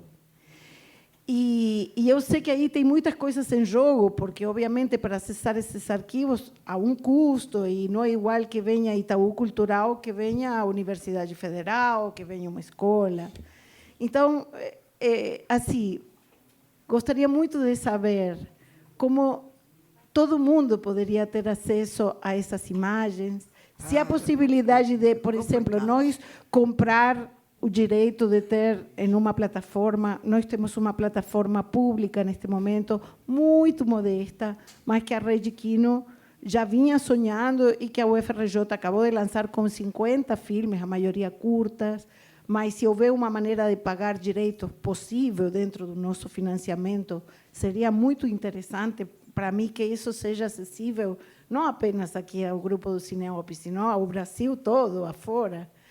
E também dizer que talvez, não agora, porque é muito caro e quase impossível, mas daqui a 5 ou 10 anos, vocês poderiam trabalhar com uma tecnologia que já está na Alemanha e que já dizem, eu escutei na USP, que já tem um escritório em Brasília, que está trabalhando com a tecnologia da Cyberbyte, A Cyberbite é uma tecnologia de argila com vidro que é indestrutível ao fogo, à água. Acho que dura 10.000 anos, não sei como verificaram isso, mas disse alguma coisa assim. E que, por exemplo, acho que o Louvre está em 3 argilas de 10 por 10. E é tão bonito que a gente, nesse momento da história, volte à primeira tecnologia de preservação, que era a argila, né? E que a gente, talvez a senhora, ou talvez suas filhas também, daqui a alguns anos, possam preservar tudo em uns bloquinhos, né? Para poder dar essa entrega para as gerações que venham daqui para frente, né? Vamos ver. Então, depois falamos com calma, porque eu quero muito que esse filme possa ser assistido por todos os professores. Sim. E agora, se vocês me permitem, eu gostaria... Qual era a minutagem do primeiro? 45. Ela arranja um namorado lá na cidade. Eu queria muito dar a ver essa parte. 44 minutos? Não, para frente. É 44. Mais para frente. 1 minuto 44. Sara, lá na frente. 1 minuto 44. Deve ser por aí, mais ou menos. Um pouquinho antes. Antes. A ver, não. Avança um pouquinho mais agora. Acho que aí já, né? Um pouquinho. Pronto. Vamos, essa eu já podemos? não sei quem é. Não, é um pouquinho mais. Que é a cena das senhoras? A cena das... porque... Essa é a Zizinha Macedo. Sim. Com ela ajudando. Ela vê roupa, ela vê médico, ela passa seco. Então, vamos lá. Sim, um pouquinho antes. Tá bom. Pronto, vamos lá. Deixa só. Ela é ricona, ela é rica.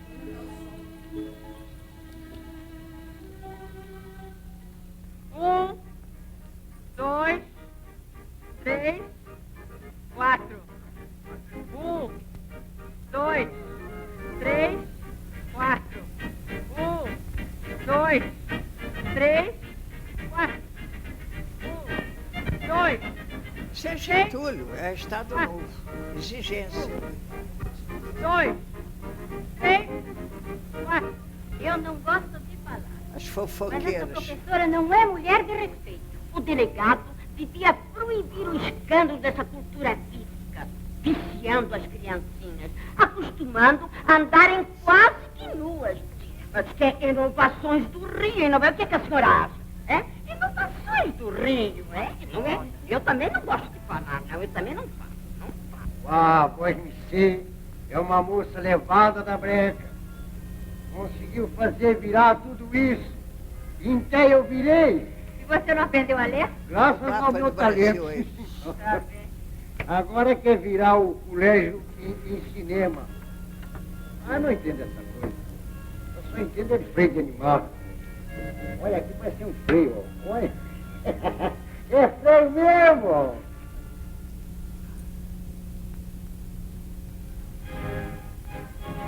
Professora, eu quero ver cinema. Hoje não vai ter cinema, não. Só amanhã. Aí foi uma moça, quer falar com o professor. Uma moça? Não quer ver acabar de armar a máquina. E a moça? Espera esperar um pouquinho que eu já vou. Guarda a máquina ou fica aqui?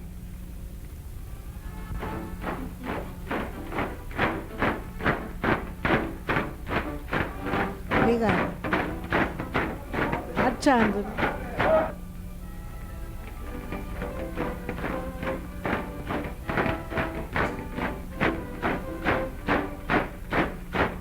Muito obrigada. Pronto, sim. Obrigada. E aí, dona Alice, como vamos fazer para ter acesso a esse filme? Como vamos fazer agora? Para que todo mundo está querendo ver tudo, dona Alice. Então, como fica? Como vamos fazer para todo mundo ver o filme? Todo.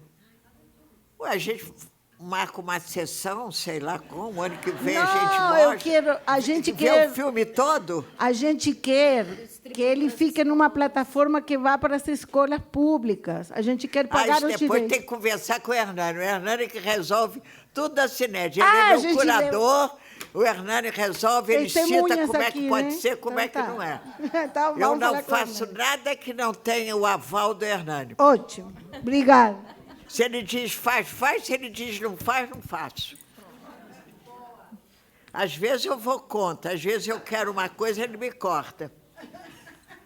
Isso não pode, tem que ser assim. Então, eu tenho um relacionamento muito afetivo com o Hernani, porque eu empurrei a carreira dele, ele, muita coisa na Cined, ele me ajuda muito também.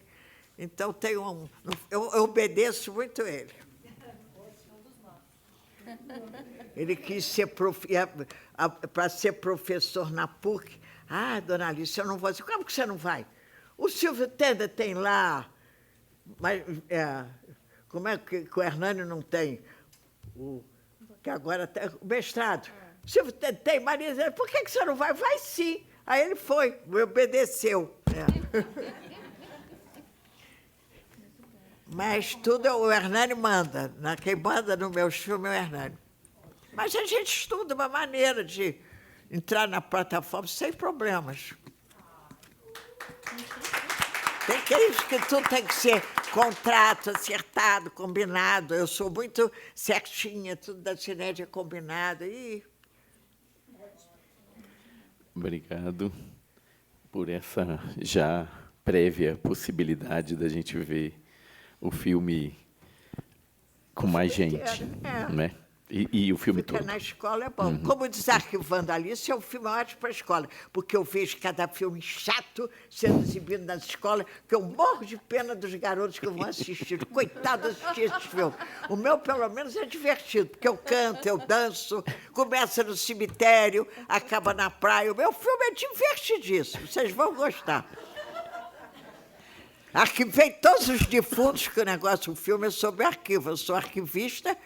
Desde 5 anos que eu arquivo com meu pai, criei ideia. Vamos fazer assim, esses vão passar para cá, vamos criar uma outra escala aqui, só de extra, de assuntos que ele não tinha, que meu pai só fazia caras e filmes. Eu digo, não, vamos fazer de assunto, vamos fazer um pequenininho aqui desse, vamos fazer de assunto. Olha, eu revolucionei o arquivo com meu pai, tem razão. Era num lugar pequeno. Pô, meu pai, que ele faz tanta obra aqui na cidade, não tem um lugar decente para esses arquivos. Aí ele construiu lá uma sala para mim. E hoje os arquivos estão numa sala de 250 metros quadrados, plano. Janelas abertas, porque eu tenho medo de ar refrigerado com tela, porque lá tem muito gatinho, aparece muito gato. E é isso. Maravilha. Eu vou tentar dar conta aqui muito brevemente, porque eu também já estou sabendo, dona Alice já me contou que eles vão partir daqui a pouco. Eu vou embora, Né? pois Isso. é, tem que ir então, correndo. eu vou ser bastante breve Eu nem queria fazer a mesa, eu estava dizendo, isso não faz, eu não vou estar aí, eu vou embora, não vai dar tempo. Aí ela disse, não, faz que acaba, você vai no voo mais tarde, dá tempo. E a gente ficou hoje aqui ainda por causa da mesa, porque a Bebel fica frita, e agora eu viajo com uma babá, né? Depois de há 3 anos atrás, eu vi Ouro Preto. Eu não botei o pé como hoje, eu não ando na rua, vou quebrar o pé e a perna no aeroporto, na hora de embarcar do Confins. Todo mundo embarcou, eu fiquei no aeroporto de 2 às 6, até conseguir sair, porque eles queriam me levar para uma UPA em Belo Horizonte, que era, sei lá, o aeroporto é longe, e eu queria vir para o Rio. Aí a minha neta disse, não, tem um documento que o cara ficou muito danado, que assina que eu não quero tratar, que não quero ser tratada aqui. Assinei o cara da Azul, não, mas ela vai, tem que ter um médico, não sei o quê. Como eu já tenho aqui uma perna com 2 parafusos, ligou para o Marco Aurélio, ele disse, não, pode embarcar, vem aí. O avião, fechando a porta, me jogaram lá e eu embarquei.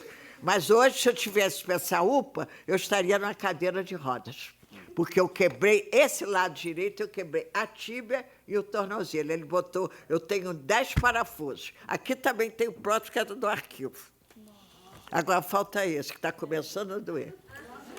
Mas digo sempre, arquivo tem que ter postura. Fechar, tomar cuidado, não é fechar, pegar a gaveta e fazer assim. Quando a gente faz em casa, fecha o armário. Não, tem que ter postura. Eu gosto mesmo é arquivo. Eu gosto de fazer arquivo. Nunca filme novo não me entusiasma. Embora eu fiz alguns, os curtas aí sobre carnaval, curta de memória. Né? Tem uma coisa que toda vez que a Dona Alice fala assim, de supetão, ela conta uma coisa para a gente que é genial, não é? A relação absolutamente íntima e necessária entre corpo e arquivo. E ela vai contando como é que o próprio corpo dela vai tendo que ser reconfigurado a partir de inúmeras máquinas médicas, que ainda bem a gente tem, para poder ela continuar colocando o corpo dela nesse corpo a corpo com o arquivo. É muito bonito isso.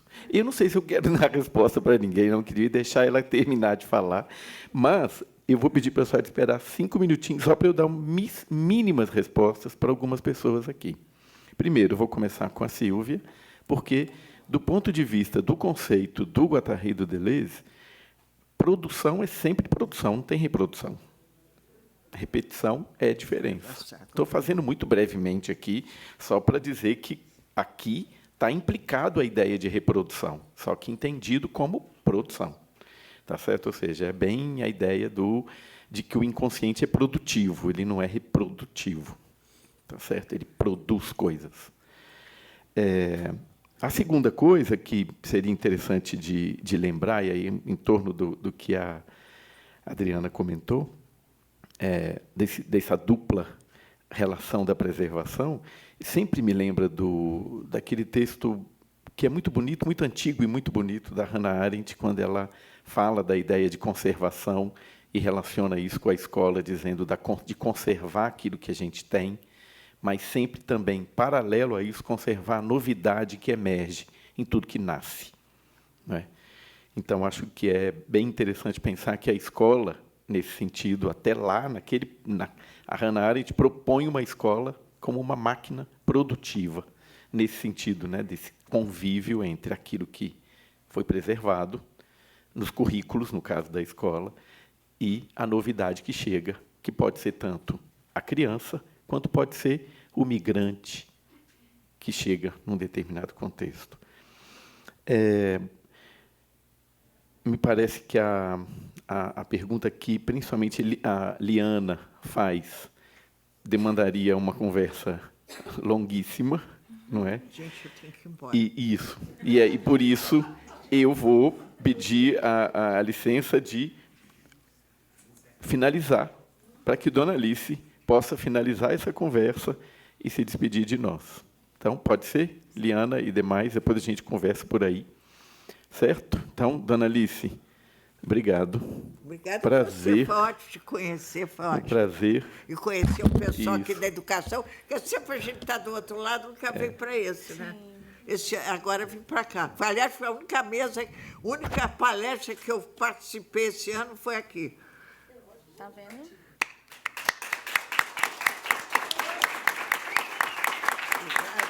Eu tenho que ir embora, que a gente vai embora. Obrigada, gente, pela participação. Vamos liberar. Obrigada a vocês, eu adorei. Pode me convidar de novo. Muito bom.